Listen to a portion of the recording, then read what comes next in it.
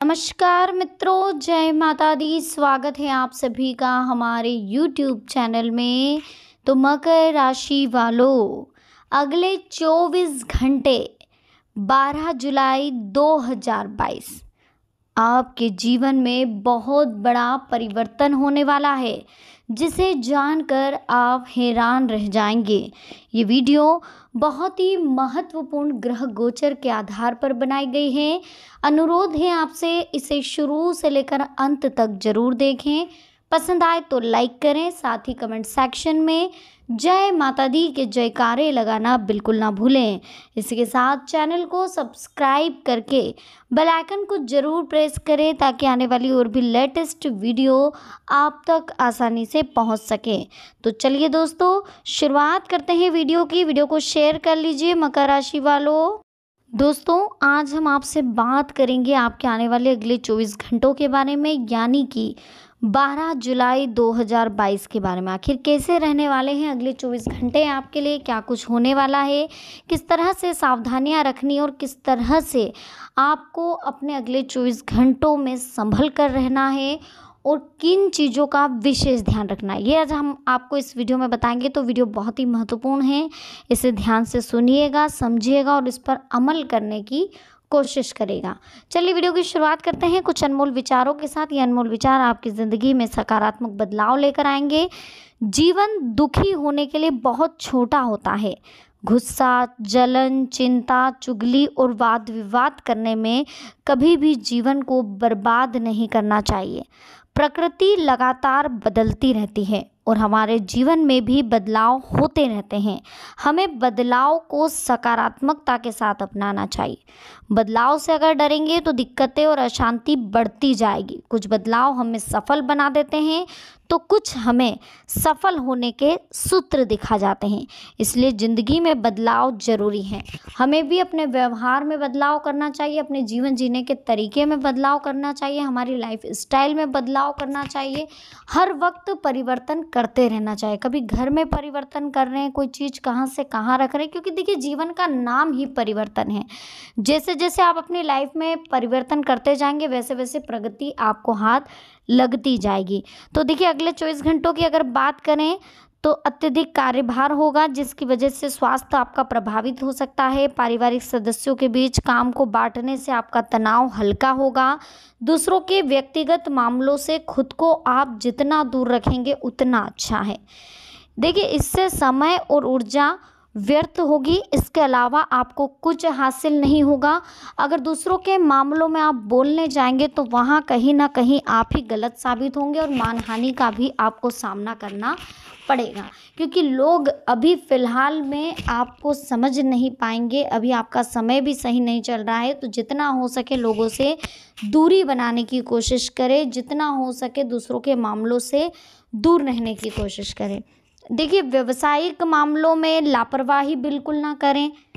किसी कर्मचारी द्वारा आपकी कोई महत्वपूर्ण बात है जो लीक हो सकती है, तो बेहतर होगा अपने काम करने के तरीके किसी के भी साथ शेयर ना करें। जो भी आप कार्य कर रहे हैं, जिस भी तरीके से कर रहे हैं, जितना भी कमा रहे हैं, कैसे भी पैसा आ रहा, अकाउंट में आ रहा है, कैश आ रहा है, कहाँ जा रहा है, कहाँ से आ रहा है, कितना आपका खर्चा है मंथली, कितना आप डिवाइड कर रहे हैं, कितने का दूध ले रहे हैं, इतना किराने में हो रहा। अधिकतर आप लोगों की देखिए आदत रहती है कि आप किसी को बताते तो इस तरीके से बताते हैं कि मेरा तो महीने का इतना खर्चा है, मैं इतना कमा रहा हूँ, उसके बाद भी एडजस्ट नहीं हो पा रहा है। तो कहीं ना कहीं आपका जो बताने का तरीका रहता है वही आपके लिए दिक्कत खड़ी कर देता है। तो हमें किसी से भी अपने घर की या अपने बिजनेस की कोई भी बात शेयर नहीं करनी, खासतौर पर से पैसों के लेन देन संबंधी बातें, भले कितना ही क्लोज फ्रेंड हो, कितना ही क्लोज रिलेटिव हो, किसी से ना करें। इसी के साथ ऑफिशियल फाइल और दस्तावेज कंप्लीट करके रखें। कभी भी कोई भी चेक कर सकता है और आपको दिक्कत ना हो, इस बात का विशेष ध्यान रखें। आलस को अपने ऊपर हावी ना होने दें। जो काम जिस समय करना है उसे उसी समय में निपटाएं। ऐसा नहीं कि ये काम कल कर लेंगे या अभी रहने दीजिए बाद में कर लेंगे। इस तरह से काम को टालना आपके लिए आगे दिक्कत खड़ी कर सकता है। दाम्पत्य जीवन तो आपका अच्छा है, टेंशन मत लीजिए। अनुभवी लोगों के सानिध्य में आपको जो भी मार्गदर्शन मिले उसे अपना लीजिए, क्योंकि इससे आप ही का व्यक्तित्व निखरेगा। किसी भी कार्य में सफलता और उपलब्धि हासिल करने के लिए आपको कर्म प्रधान तो होना ही पड़ेगा। दोस्तों, इतना ध्यान रखिए कि जैसा आप कर्म करेंगे वैसा आपके भाग्य का निर्माण होगा। और कर्म करने के लिए आपको अपनी सोच को बदलना होगा। अगर आपकी सोच अच्छी होगी तो आपके कर्म अच्छे होंगे, और जितना आपके कर्म अच्छे होंगे उतना आपके भाग्य का निर्माण उज्जवल होता जाएगा। इसलिए दोस्तों, ज़्यादा से ज़्यादा अपनी सोच को आप हो सके तो पॉजिटिव करने की कोशिश करें, सकारात्मक में बदलने की कोशिश करें। इसके लिए आप मेडिटेशन, योगा, ध्यान का सहारा ले सकते हैं। इसी के साथ गुस्से की वजह शांतिपूर्ण तरीके और संयम से काम लेने की कोशिश करें, वरना आप ही मामलों को लेकर रिश्तेदारों के साथ वाद विवाद की स्थिति में फंस सकते हैं।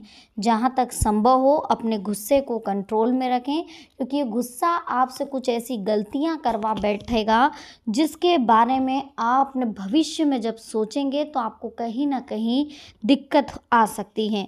किसी की मध्यस्थता द्वारा परिस्थितियां अनुकूल होगी, कोई आपको समझाने आएगा कि आप ऐसा मत करो, लेकिन आपको उस समय समझ में नहीं आएगा क्योंकि बहुत गुस्सा आप करने लग गए, बहुत चिड़चिड़ा स्वभाव हो गया, कुछ कंडीशनें आपके साथ ऐसी क्रिएट हो गई हैं, कुछ लोगों के ताने सुनकर, आलोचना सुनकर, लोगों की बातें सुनकर कहीं ना कहीं आप विचलित रहते हैं, डरे हुए रहते हैं, बेचैन रहते हैं।